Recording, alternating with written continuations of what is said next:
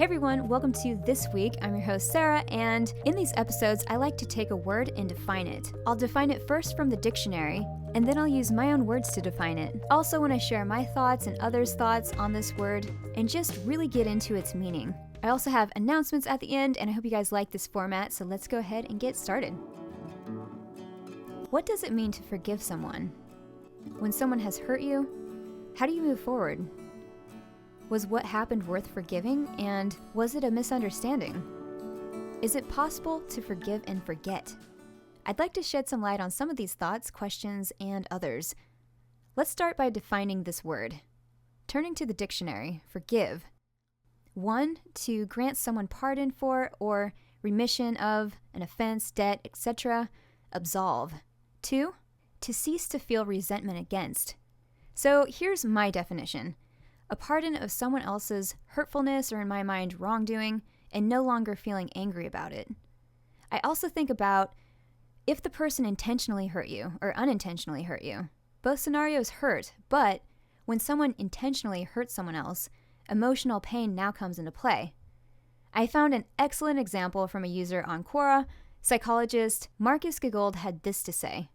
If you hurt me, for example, by stepping on my foot, and I have no idea why, your intentions make no difference.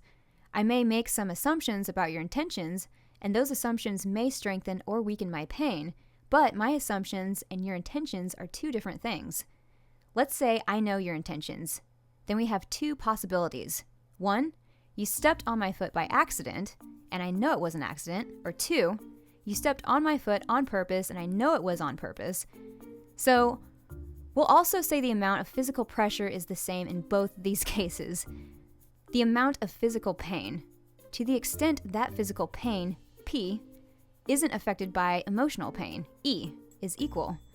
We'll make up an arbitrary system in which pain can be rated from 0 to 10 and say that in both cases, you've caused me a 2 of physical pain, 2P. Knowing that someone intends me harm causes me emotional pain. So in the second case, we'll say that's a 3. Which gives us 3E. So 1 is 2P plus 0E equals 2, total pain. And example 2 gave us 2P plus 3E equals 5, total pain. So if we assume that more pain is worse than less pain, then in the context given, harming someone intentionally is worse than harming him unintentionally, assuming he knows your intentions. How cruel!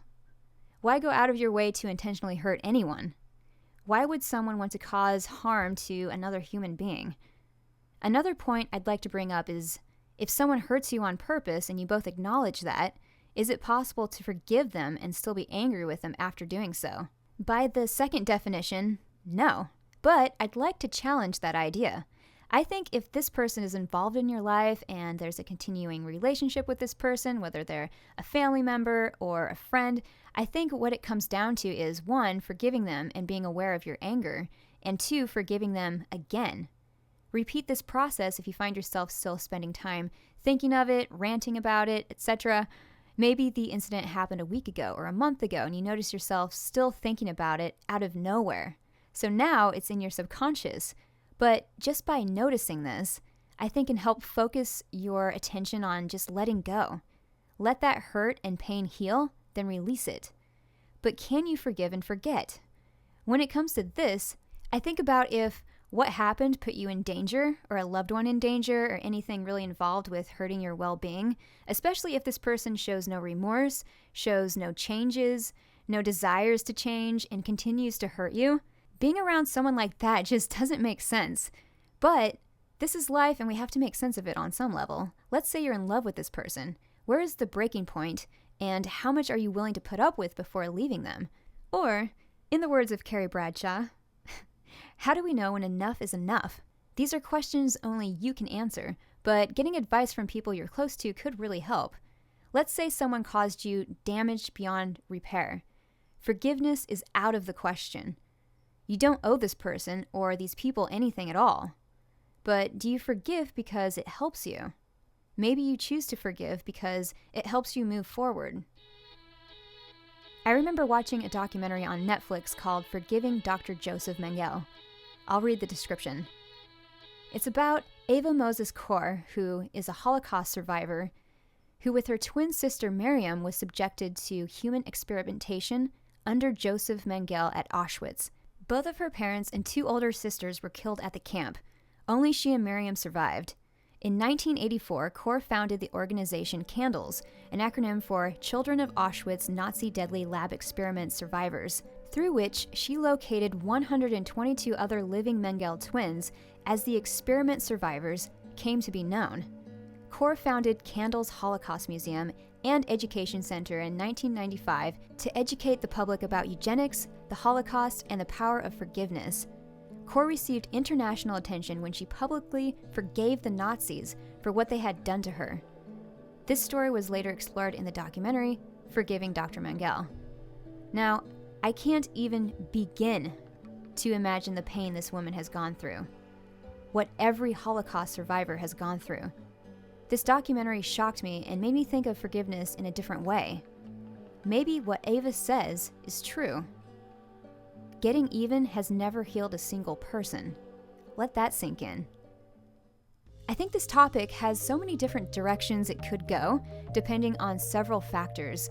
The situation, the people involved, what's really behind a person's intention or lack of, and probably countless ways I have yet to reflect on. When it comes to forgiveness, it's up to that person. It's their choice. You can, you most certainly don't have to, but it might be something that really helps you.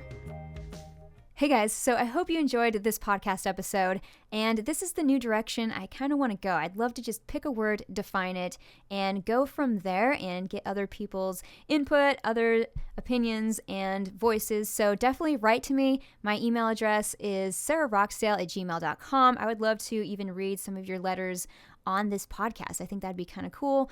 So yeah, you could also tweet me. Just at Sarah Roxdale, Sarah with an H. I actually added a Twitter poll, and I want to add Twitter polls every week so you guys can vote on which word you want me to talk about in these podcast episodes for each week. I'm actually adding the new Twitter poll now, so go vote. But I think that's it for this episode, and I think at the end of these episodes, I'd like to have my announcements and everything just at the very end. So let me know what you guys think. Definitely give this give this podcast episode a rating in iTunes.